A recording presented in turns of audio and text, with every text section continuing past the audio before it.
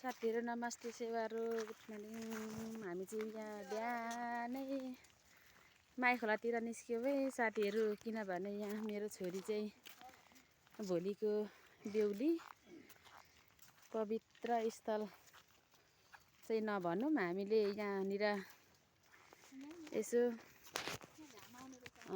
उसले चाहिँ बक्तिस लिनुपर्ने भएकोले गर्दा अनि त्यहाँदेखि आज चाहिँ बक्तिस गरेर यहाँनिर खोलामा डुब्ने कामहरू गऱ्यौँ साथीहरू।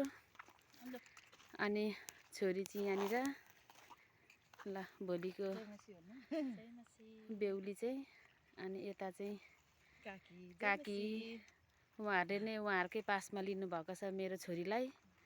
अब मेरो छोरी हो, उहाँहरूको चाहिँ एकदम घरभित्र लगाइसक्नु भएको छ।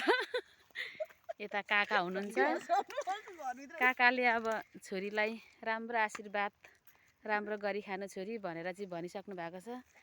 अझ ठुलो बुवा उहाँ माथि हुनुहुन्छ, छोरी उहाँनिर पास्टर बुवाले छोरी जन्माइओरिकन अब यहाँ हामीलाई दिइसक्नु भएको छैन।